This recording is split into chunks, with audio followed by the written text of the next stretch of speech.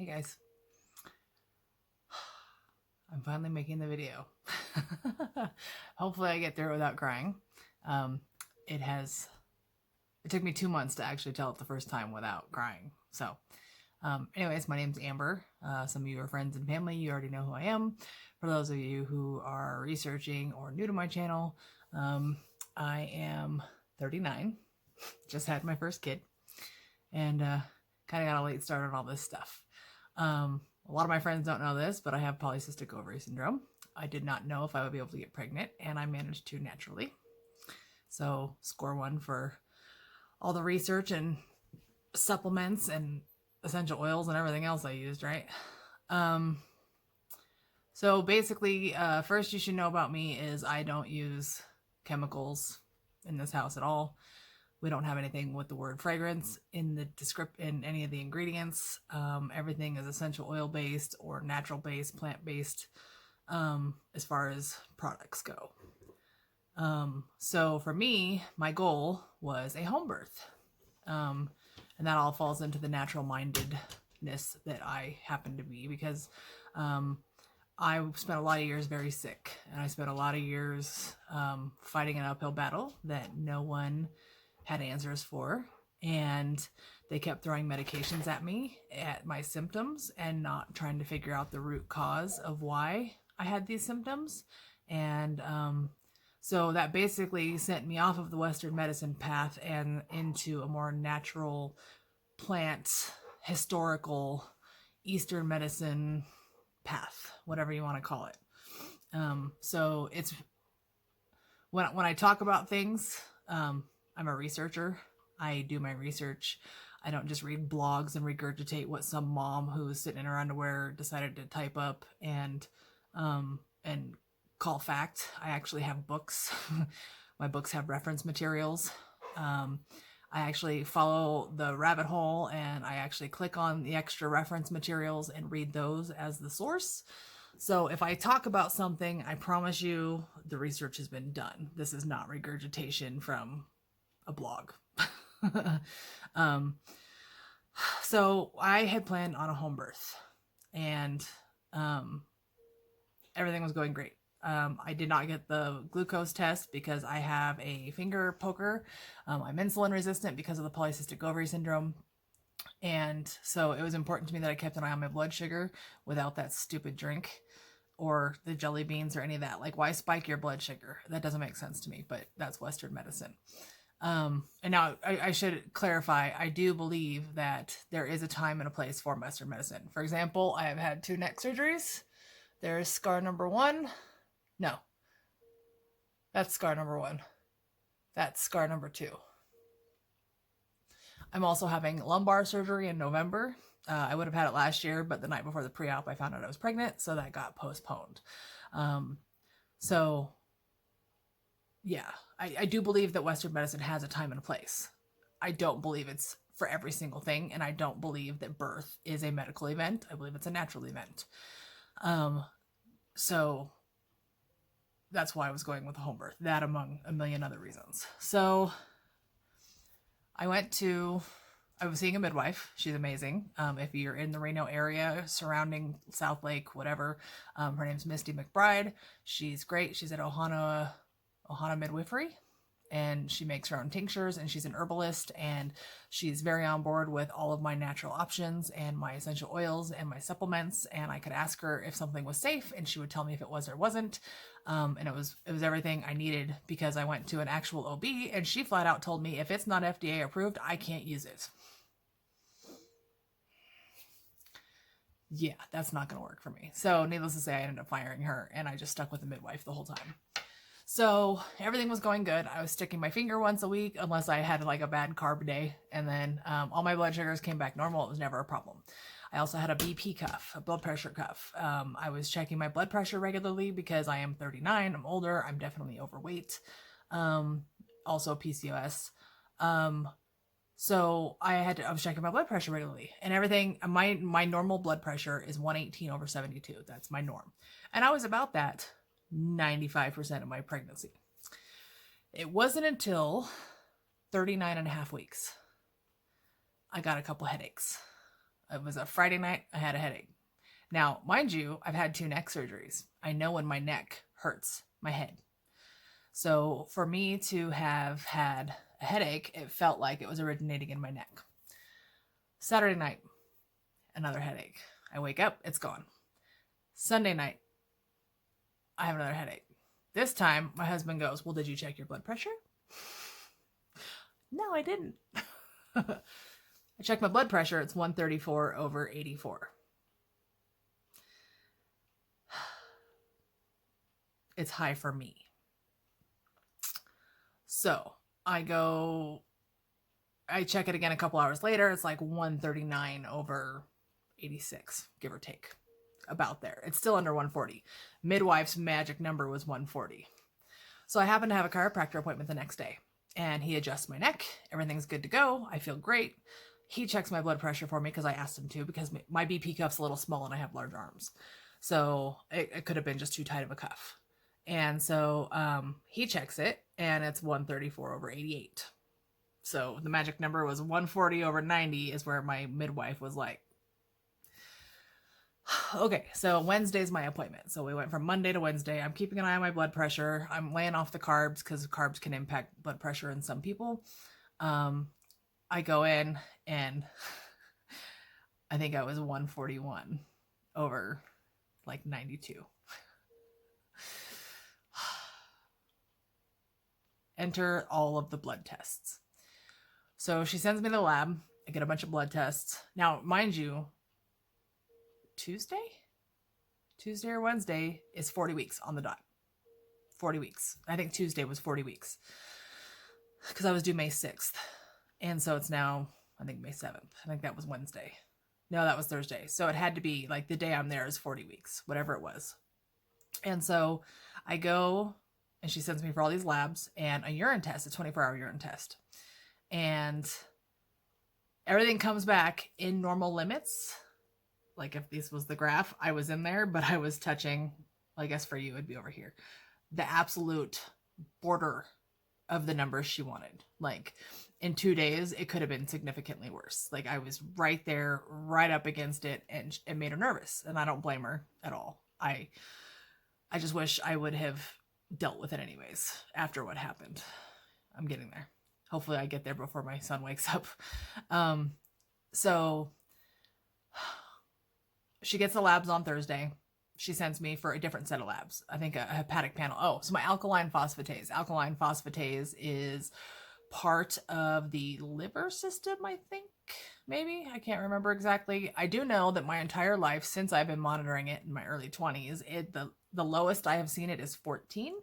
The highest I've seen it is 28. Normal range is 39 to 150. That's right. 39. 150. I am always low. Under. That number was the one number that was high. It was 128. So I said, oh, is it low? Because that's always low. It's normally low. It's the lowest I've seen it is 14, and sometimes it's 28. She's like, no, it's 128.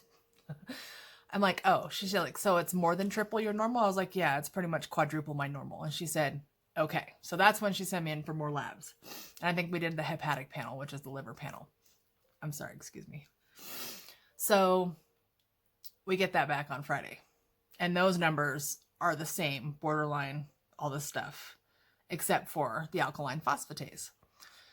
Now, little did I know, she was making calls to her fellow midwives, her friends, her mentors, her people, her circle. She was calling her circle. That's what I'm going to call it, for advice on what to do with me.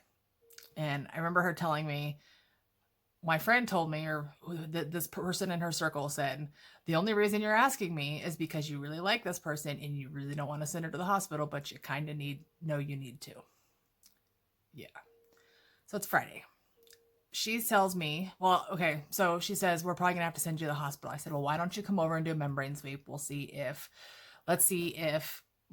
I'm even close. Maybe I'm dilated. Maybe it's going to happen in the next 24 hours. Let's find out. So she comes over and does a membrane sweep. I am tilted back. My mucus plug is still there.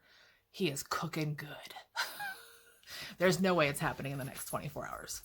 She takes my blood pressure. It's like 140 something over 90 something. I don't even know. That day is a blur at this point for the most part. She said, I called the hospital. She called the 2 hospitals we have here in Reno, and she does not like a certain doctor. I won't mention the name. Oh, excuse me. So she doesn't like this one doctor who's on call at St. Mary's. So she doesn't know anything about the doctor that's on call at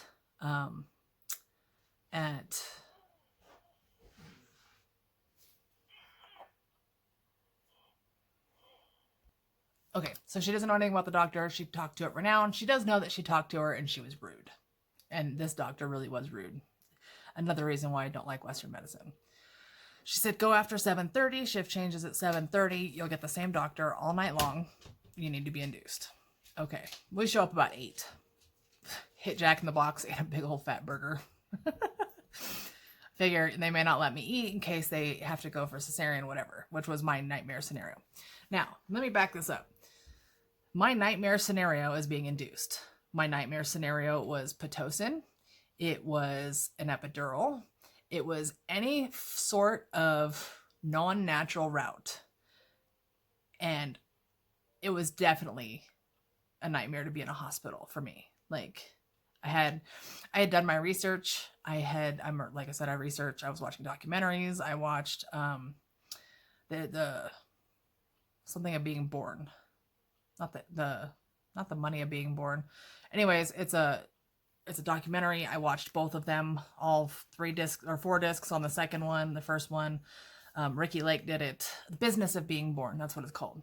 Anyways, I am very natural minded, and that documentary made me realize, oh, it is a business. Here in America, we have a for-profit medical system, and it is crap because all they want to do is throw meds at you because they can make money off of you. They don't care if you're sick.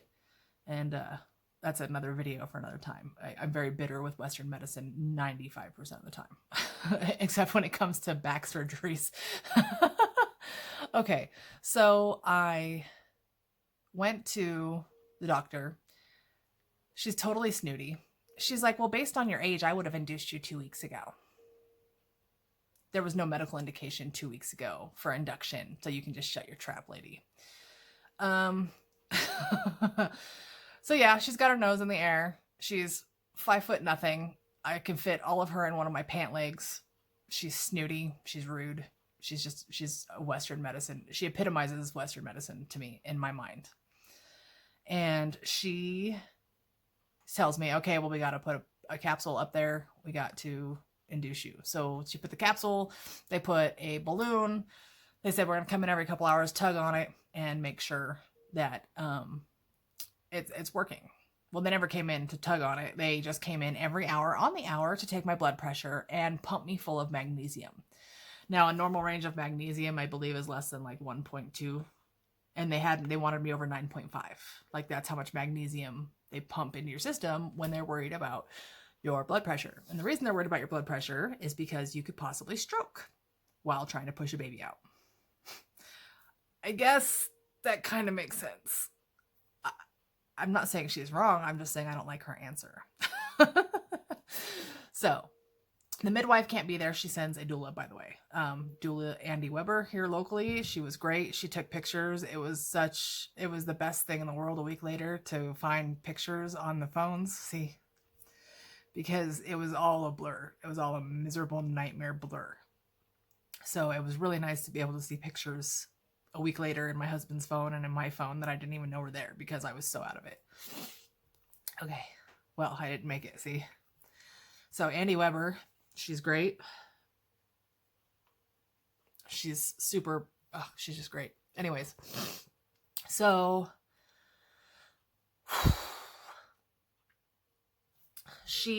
so we have our midwife. I'm staying there. They're checking my blood pressure all night long. They come in the next morning and I don't get any sleep. It's been all night and I haven't slept because they've been in there pestering. Every time I could fall asleep, which was rare, they came in and took my blood pressure. So now I'm sleep deprived on top of we're dilating me and I'm in my nightmare scenario. So she, the staff comes in, they're doing their thing. They're doing what they're supposed to. They pull the balloon out. I'm 4 centimeters. A few hours later, I'm 5 centimeters. And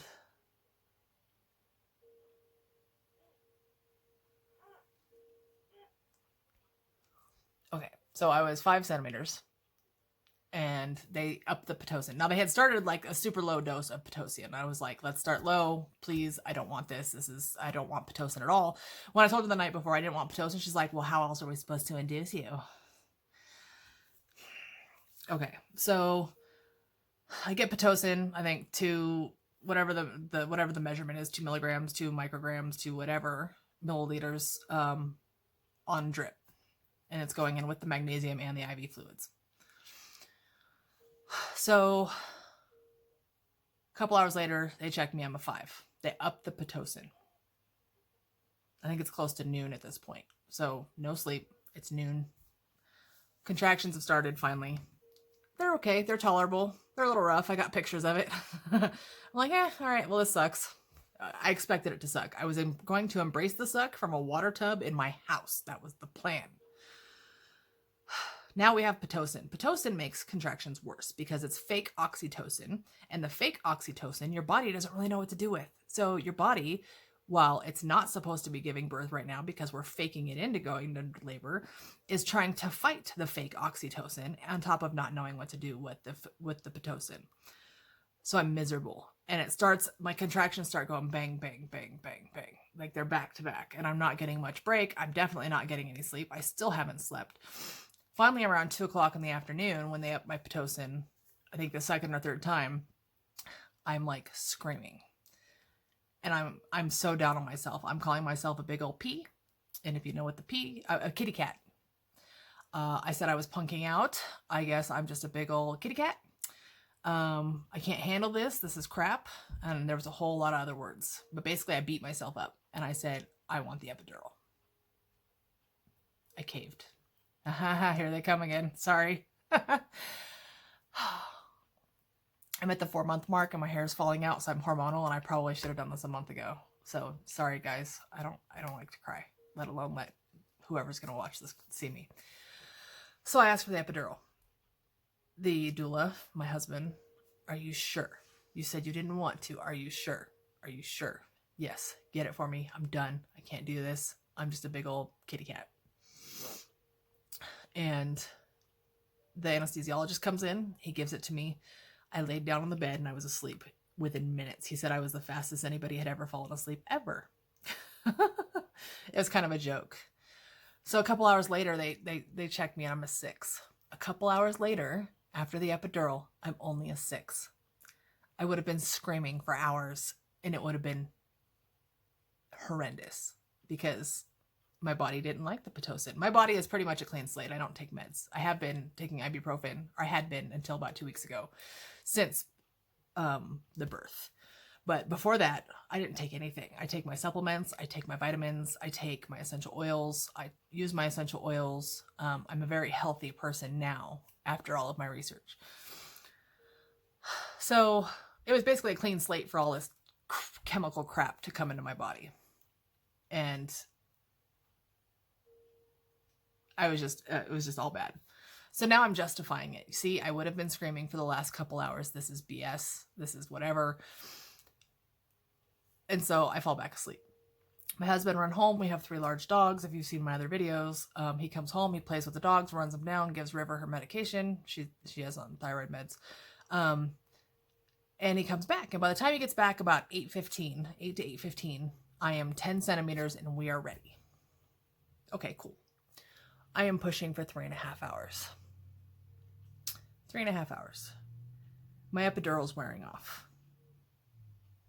I can feel everything going on in the region except my legs. I can't feel my legs. So they won't let me sit up. They won't let me squat. They won't let me get on all fours. They won't let me do any actual natural birthing position.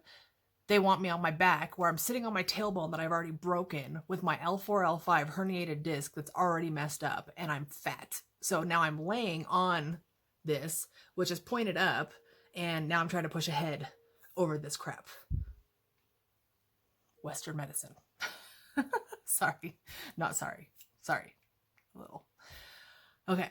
So, it's not working. And the doula brought a sash or a scarf. It was woven. It was pretty heavy duty. And my husband's like downrange and I'm holding on to this and he's holding on to it. And we're playing tug of war and we're pushing me up to try to like get me in a better squatty position.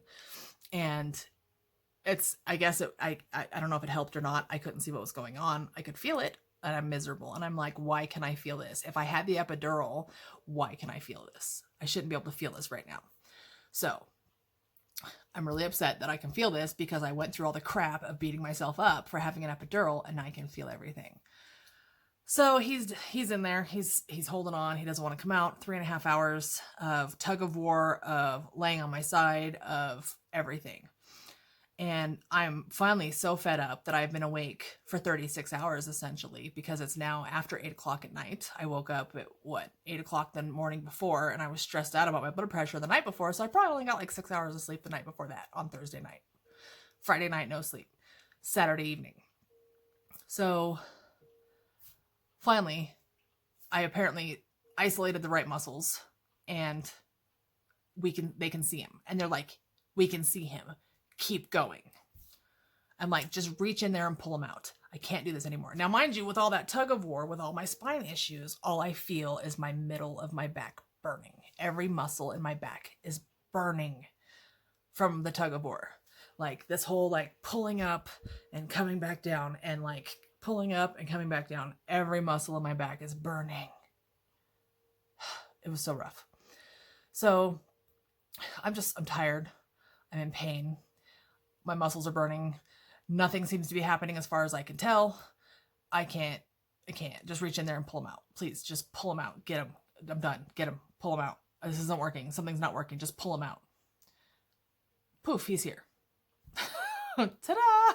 On my chest. There he is. I am so exhausted. I can barely open my eyes. Barely open my eyes.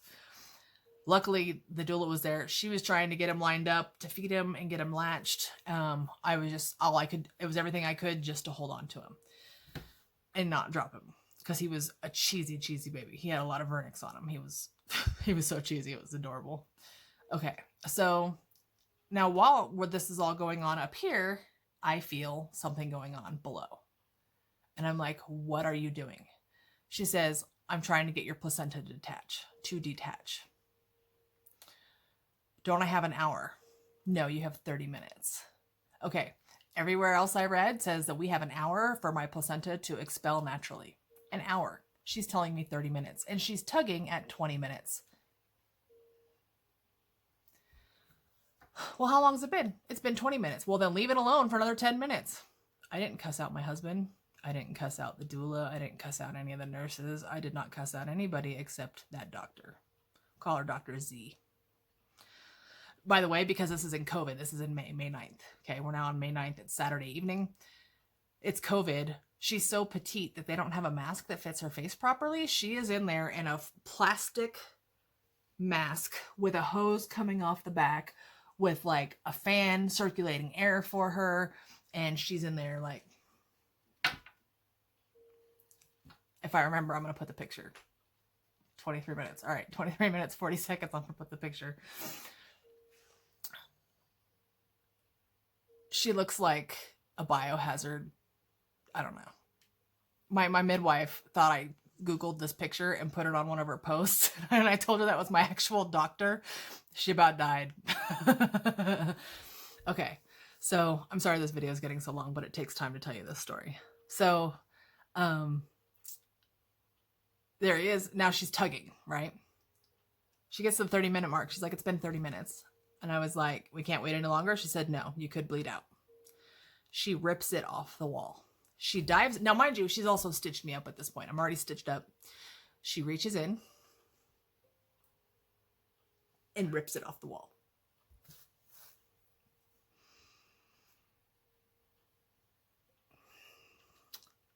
I had a lot of choice words for her. I don't know if all of them came out. Like I said, it was a bit of a blur. She rips it off the wall. I'm trying to hold on to my baby. I'm trying to figure out how to feed my baby with my eyes closed. It's not working. Luckily, the doula was handling business. My husband is making sure, my husband also, we were very adamant about delayed cord cutting, so he's downrange making sure that my cord stops pulsing, that my son has all of the possible blood out of the placenta that he can possibly get. If you don't know what I'm talking about, please research it before you have your baby. Otherwise, they'll cut it within a minute, and that 30% of the baby's blood is left in the placenta and for stem cell research. And my son is more important to me than stem cell research. Not all hospitals do stem cell research, but I would rather my son get the extra 30% of blood that was intended for him than it be stuck in the placenta wasted. Okay, so where was I? Yeah, so she rips it off the wall. Now she inspects it. There's pieces left. Pieces left on the wall from the placenta can cause a lot of problems. Now, mind you, this did not eject naturally. So my body didn't have time to close blood vessels and anything when it got ripped apart. So when she rips it out, she dives back in. I don't care how little she was, she dove back in after stitching me up repeatedly. She's trying to get pieces off the wall. So yes, it's every horrible thing you're possibly imagining right now. Except every time she pulls her hand out, I can feel blood gushing out. I can hear it hitting the floor. This I remember clearly. I don't remember holding my son very well, but God, do I remember getting fisted repeatedly and blood hitting the floor and blood gushing out. That is an odd memory. So sorry for that graphicness, but that's basically what it was. So I'm basically bleeding out at this point. Luckily, not so much that I needed a blood transfusion, but yeah, she had to go in there. She got the ultrasound machine. She's on my belly, fisting me repeatedly. This is why she got cussed out. This is why I told her to frickin' stop. At some point, I kept pushing. Like, I was trying to push the blood out, thinking that was the problem. I kept, like, pushing after the baby was born, trying to get whatever out. And she's like, what are you doing? I'm like, I'm trying to help you out. She's like, what are you doing that for? I was like, to keep you out of there. Like, whatever she was doing didn't feel good. At some point during this process, I was like, I can feel everything you're doing. She's like, then push the button, the epidural button. What button? I look at my husband, what button? He's like, neither one of us were told about a button. I said, neither one of us were told about a button. She's like, there's a button. There was no freaking button. There was no freaking button. So we have to call the anesthesiologist in there to hit me again, because at this point, she's fisting me repeatedly after stitching me up. I'm bleeding and I'm miserable. And so she get the epidural in there and all's good. We lay me back down. I don't even know who was holding the baby at that point. I don't remember how that happened. Maybe it went, no, it wouldn't have gone into my IV. I don't remember. I honestly don't remember at this point. Maybe one of the nurses had him. I haven't even thought about it until just now. We get the epidural. She finishes what she's got to do. And happy-go-lucky, a few hours later, they moved me to postpartum. And he's all cleaned up. We opted not to do a bath immediately. We didn't do a bath for 10 days, actually. We waited till we got home, and we waited till the 10-day mark to give him an actual bath with soap. Because they find that babies have skin issues, can have more skin issues with eczema when they're bathed too early. They're attributing that to each other. They're connecting those two. I have other connections, but I'm not going to get into it on this video because I don't want to lose viewers. It's just natural-minded stuff. So we go to postpartum a couple hours later. They kept me overnight. Actually, so they kept me on the magnesium for 24 more hours, like a total of 48 hours, I believe. So Sunday night, they took me off the magnesium. Monday night, they said, they took me off the magnesium, I was on the magnesium, I think, for 24 hours. And then once the baby was born, they took me off of it. And then I had to stay for observation for 24 hours. So I think that was Sunday night to Monday night. And they said they don't discharge at night from the hospital. So Monday night, wouldn't let me go. Tuesday, they weren't going to let me go either. Tuesday, they said that they wanted to monitor the baby for something, but he was totally healthy. He was totally fine. other than us not being able to figure out our latch situation, which I didn't realize was a problem because they were like, oh yeah, latch looks great. Ladies, if your latch doesn't feel great, granted, you have to build up a tolerance. There's a tolerance period. Or if you have large anatomy, there could be issues. And I'll do a whole different video on all of our latch problems because we've had pretty much all of them. Literally all of the latch problems. And I have had all the responses to it except mastitis because I know how to nip it in the bud. Bud.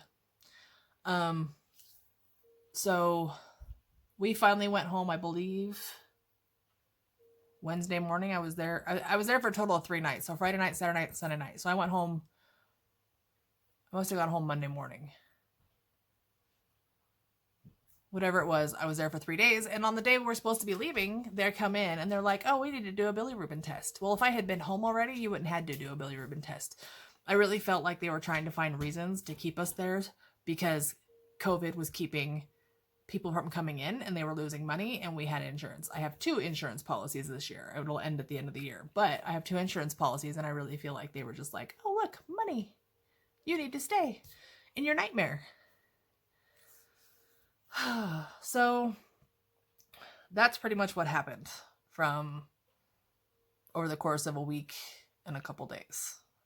Everything was fine, and then it wasn't. So the bathtub that I have, or the pool liner that I have for baby number 2, when we start planning at the end of the year for baby number 2, I still have all the stuff from the midwife. I still plan on having a home birth next time, except we did talk and she said that next time I would have to keep a better eye on my blood pressure or possibly get the medication ahead of time in case my blood pressure spikes.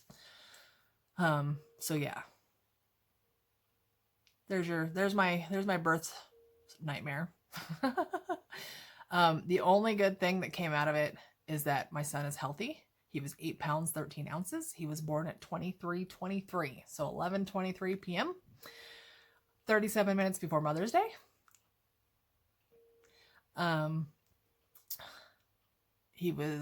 They said 19.5 inches long.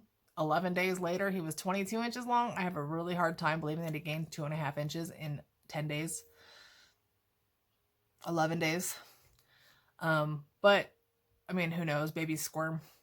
I think he was over 20 inches personally. Now he's 4 months old. A couple days ago, I weighed him yesterday for his bath. He was 20 pounds on the dot. So he's healthy. He's happy. That's the only good thing. All I kept telling myself was, it's okay. He's healthy and happy. He's healthy and happy. He's healthy and happy. Because that's all I could do to stay sane for every nightmarish possible scenario I had built up in my head coming true. So if you are planning on a home birth and you're old like me with polycystic ovaries and you have spine issues, so you aren't nearly as active, and then COVID comes along and makes you even less active. I was walking around the block. We all have 1 acre lots around here, and one lap around the block from my door around the block and back to my door is 3/4 of a mile. So I was doing that a couple times a day as long as I could. My hips were a nightmare for the last part of my pregnancy. My lumbar was actually okay because of the relaxant, but now it's so tight it's ridiculous. But yeah, get yourself a finger sticker if you're gonna keep an eye on your blood sugars. Take it first thing in the morning while you're fasting, before you eat anything, any of that crap. And then also get a blood pressure cuff and, be able to differentiate your blood pressure headaches from your spine headaches. Anyways, so yeah, he was born at 40 weeks, 4 days. So he held in there, and he's a big boy, and he's healthy. And I looked him in the eye, I don't know, a week old, 2 weeks old. And out of all the things I've made, I craft, I build, I create. I'm a creator. I love working with my hands. I love to garden. You guys have probably seen some of the videos over there. Out of everything I've ever made, he's by far the best and the most amazing. And in spite of the nightmare, all that matters is that he's here and he's healthy and he has no health issues. He did have a slight murmur. We have to get that checked out. But otherwise, he's just a happy 4-month-old. And definitely my greatest accomplishment. So with that, I'm going to leave you because I got to go wipe my face now. So thanks for spending all of this time with me. Sorry the video got so long, but I wanted to make sure that I told you what was going on because my stepmom, when we went to go see her, she was like, I had no idea. I didn't know that's what happened. And she actually wanted me to have a birth in the hospital. When I told her my story, she was like, so there's my birth story, my birth nightmare. Thanks for spending your time with me. Have a good one. See you on the next one.